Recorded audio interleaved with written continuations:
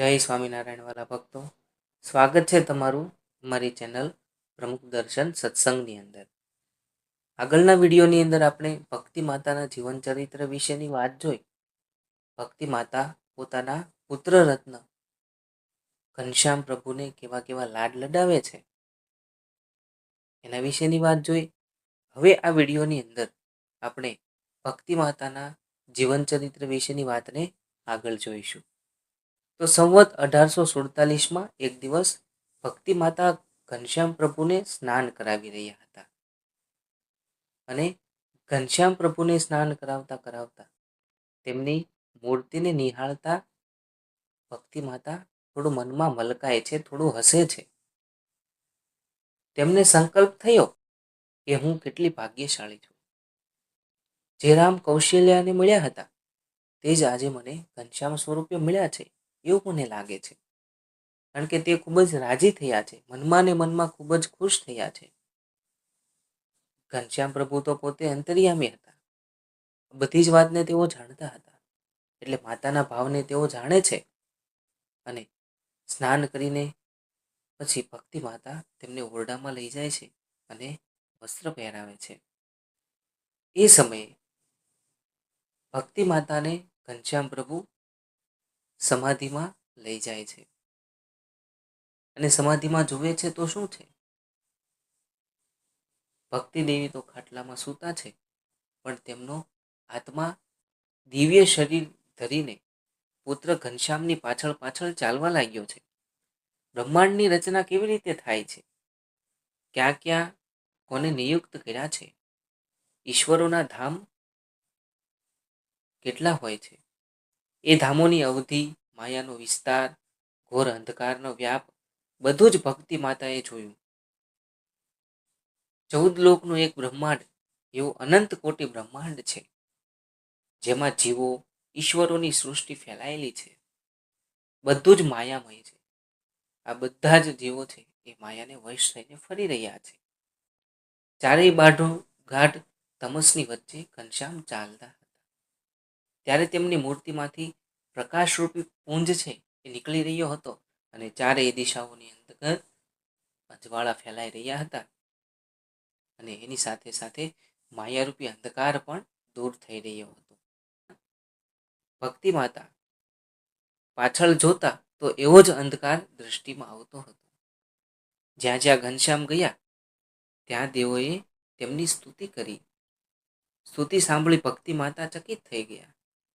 જ્યાં વિષય વૈભવનો પાર નથી એવા દેવતાઓ ઈશ્વરોના ધામોમાંથી પસાર થતી વખતે માતાને અનુભવ થાય છે ઘનશ્યામ આ સર્વના નિયંતા છે, કરતા ધરતા છે. માતાએ જોયું કે વિરાટ નારાયણના એક એક રોમમાં એક એક બ્રહ્માંડ રહ્યું છે. તેવા વિરાટ અનંત કોટી છે, તેનાથી પર પ્રધાન પુરુષ છે, તે પણ અનંત કોટી છે, તેનાથી પર પ્રકૃતિ પુરુષ છે. આ બધા માયામાંથી ગ્રસિત છે. માયાથી પર કોઈની પણ ગતિ નથી. તો વાલા ભક્તો, આપણે જાણીએ છીએ કે આપણે માયાથી પર રહીશું તો જ આપણી ગતિ છે થઈ શકે છે. તો આપણે જીવન પર્યંત બસ માયામાં જ રચ્યા પચ્યા રહીશું તો આપણો મોક્ષ થઈ શકશે નહીં. આગળ માતાએ જોયું કે મહામાયાનો કોઈ અંત નથી. ઘનશ્યામે પોતાના બળથી માતાને માયા ઉલ્લંઘન કરાવી હતી. હવે તેઓ અક્ષરધામની અંદર પહોંચી ગયા છે. તેમની નીચે જે જે લોક જોયા, તેના જે કંઈ વૈભવ જોયા તે બધા અક્ષરધામની રચકણના કરોડમાં ભાગમાં પણ આવી શકતા નથી. તો વાલા ભક્તો, અક્ષરધામની મહત્તાની વાત જોઈ કે ભક્તિ માતા છે એ નીચે જે કંઈ લોકને જોતા જોતા આગળ વધી રહ્યા હતા એ લોકની અંદર કેવી કેવી વૈભવ સુવિધાઓ હતી, એ બધી જ વૈભવ સુવિધાઓથી કંઈક વિશેષ કે રજકડના કરોડમાં ભાગ જેટલા પણ આ અક્ષરધામની તોલે આવી શકે એવી સુંદરતા નથી ધરાવતા. અન્ય ધામોમાં ઈશ્વર અને ધામવાસીઓના દર્શન ચતુર્ભુજાઓ, અષ્ટભુજાઓ અથવા ષોડશ ભુજાઓમાં થતા હતા, પરંતુ અક્ષરધામમાં રહેલા મુક્તોને તો બે જ ભુજાઓ છે. બધા પુરુષાકાર સાકાર છે. અક્ષર મુક્તોના એક એક નખમાં કોટી સૂર્યના તેજ જેવો શીતળ પ્રકાશ નીકળી રહ્યો છે. છતાં પણ બધા મુક્તો અક્ષર બ્રહ્મને આજ્ઞાધીન વર્તે છે. ઘનશ્યામે કહ્યું, જુઓ માં, આ અક્ષરધામ છે, જે મારું ધામ સ્વરૂપ છે. બીજા રૂપે તે સાકાર ચૈતન્ય શરીર ધરીને મારી સાથે મારી સેવામાં રહે છે. તેના વગર હું અને મારા વગર તે રહી શકતા નથી. અનંત કોટી બ્રહ્માંડોમાં અક્ષર બ્રહ્મની ચિત્ત શક્તિ કાર્યાન્વિત થાય છે. અનંત કોટી બ્રહ્માંડોમાં અક્ષર બ્રહ્મની ચિત્ત શક્તિ કાર્યાન્વિત થાય છે. બધામાં અક્ષરનો પ્રવેશ થવાથી કાર્ય કરવાની શક્તિ પ્રાપ્ત થાય છે. મૃત્યુલોકમાં જ્યાં જ્યાં મારો નિર્દેશ કરીને મહિમા ગવાયો છે, તે બધો અક્ષર બ્રહ્મનો મહિમા છે. હું દરેક જીવોની મુક્તિ અક્ષર બ્રહ્મ દ્વારા કરું છું.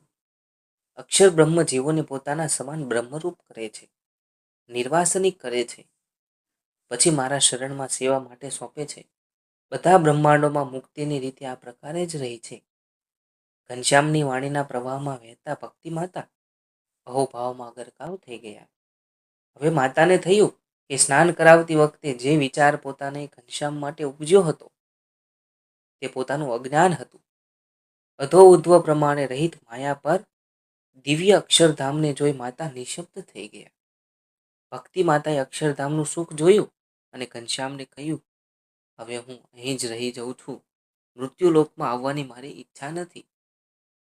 તો વાલા ભક્તો, ઘનશ્યામ પ્રભુએ પોતાની જનની, પોતાની માતા ભક્તિ માતાને અક્ષરધામનું સુખ છે પ્રાપ્ત કરાયું. એટલે કે અક્ષરધામના દર્શન કરાવ્યા. અક્ષરધામના દર્શન કરીને ભક્તિ માતા એટલા બધા પાવન બન્યા છે, ભક્તિ માતા એટલા બધા ધન્ય બન્યા છે કે હવે તેઓ ઘનશ્યામ પ્રભુને કહે છે કે ઘનશ્યામ, હવે હું આ અક્ષરધામમાં જ રહેવા માંગુ છું. હવે મારે મૃત્યુલોકમાં જવાની ઈચ્છા નથી.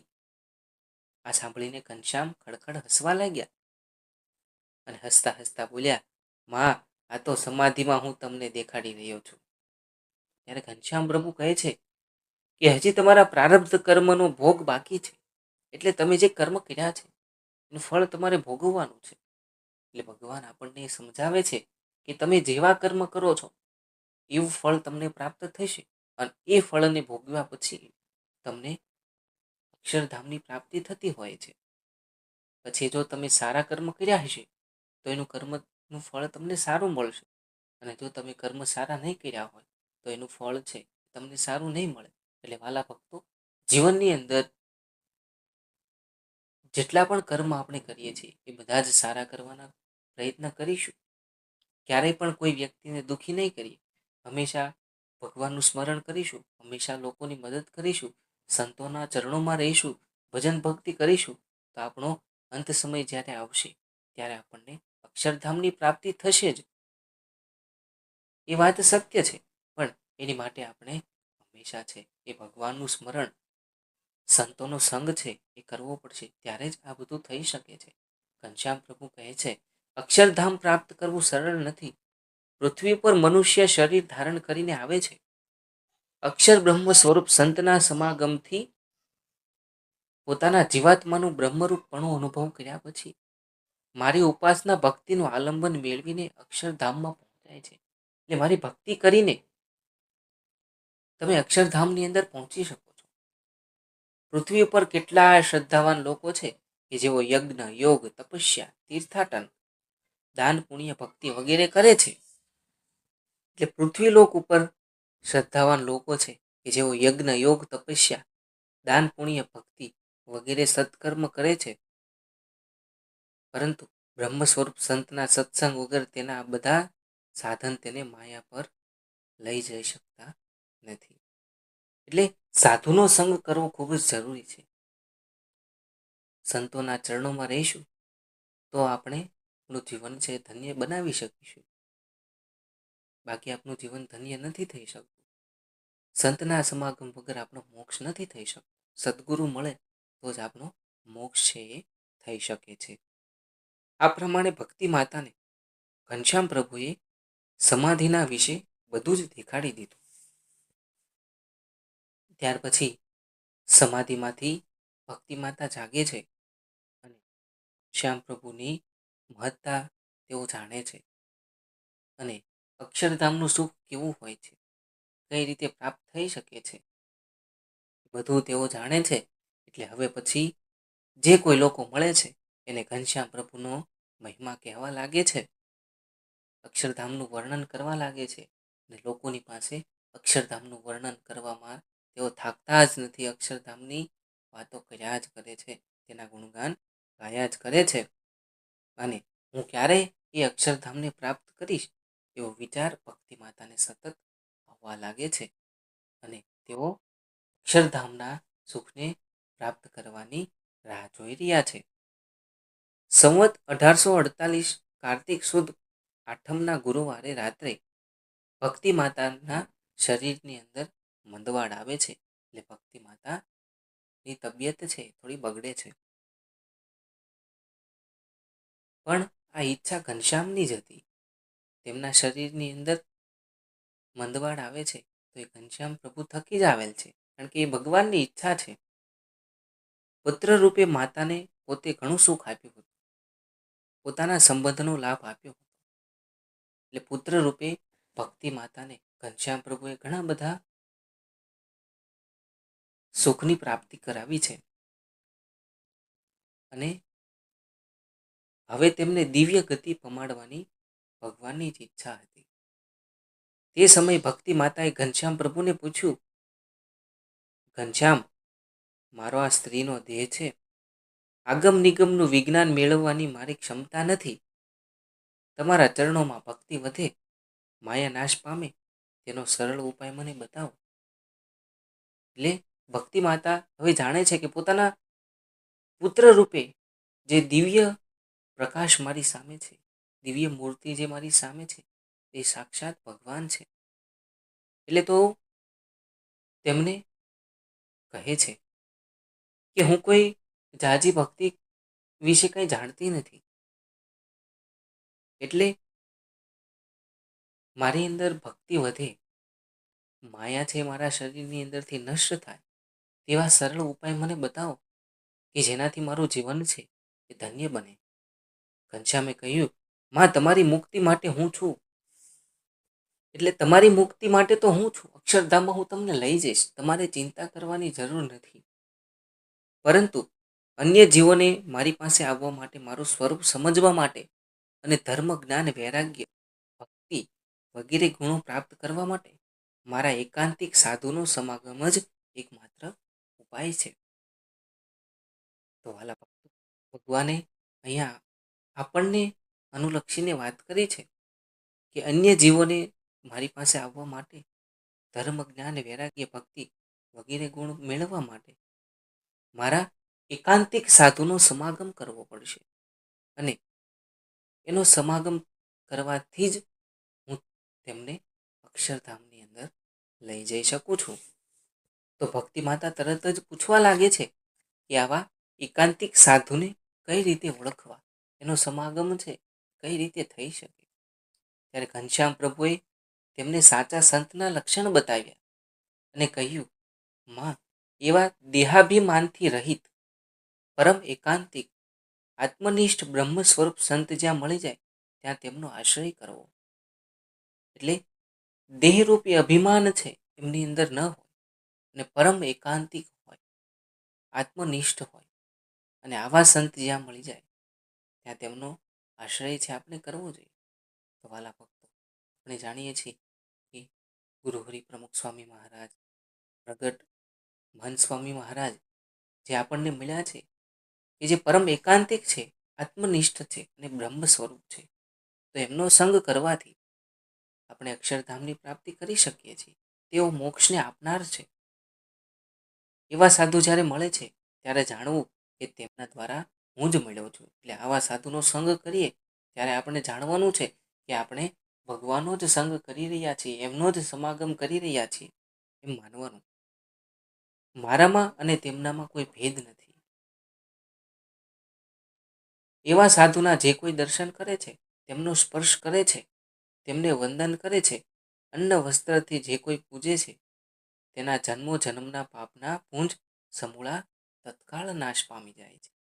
એટલે આવા સાધુનો કોઈ સંગ કરે છે, એના દર્શન કરે છે, એનો સ્પર્શ કરે છે, તેમને વંદન કરે છે અને અન્ન વસ્ત્રથી જે કોઈ એને પૂજે છે, તેના જન્મ જન્મના પાપ હોય તો એ બધા જ પાપને હું તત્કાળ છે નષ્ટ કરી નાખું છું. અને આવા સંતને હું મારું હૃદય માનું છું.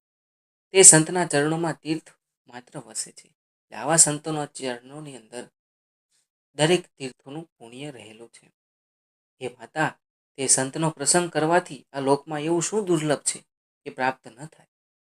અર્થાત તેમનો સંગ કરનાર મુમુક્ષને સર્વ અર્થની સિદ્ધિ પ્રાપ્ત થાય છે.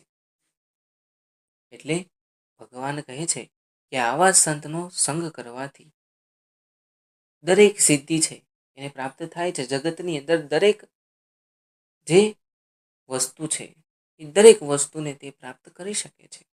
પછી ઘનશ્યામ પ્રભુએ માતાને એકાંતિક ધર્મનું સ્વરૂપ સમજાવ્યું. ઘનશ્યામની ઈચ્છાથી ભક્તિ માતાને તેમના દિવ્ય સ્વરૂપનું જ્ઞાન થયું. હવે આ જર્જરિત દેહનો ત્યાગ કરી ભાગવતી તનુ ધારી અક્ષરધામમાં બેસી જવા માટે તે ઉત્સુક બની ગયા હતા. એટલે ભક્તિ માતા હવે અક્ષરધામની અંદર જવા માટે ઉત્સુક બન્યા છે અને આ દેહનો ત્યાગ કરવો છે તેમને.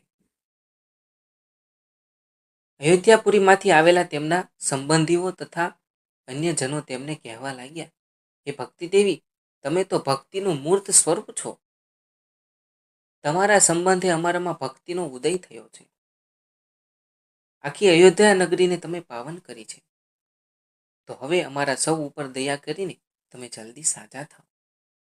એટલે બધા એ છે તેમને પ્રાર્થના કરે છે અને કહે છે કે તમારા થકી અમને ભક્તિ થઈ છે, ભગવાનની પ્રાપ્તિ થઈ છે, તો કૃપા કરીને તમે હવે ઝડપથી સાજા થાઓ.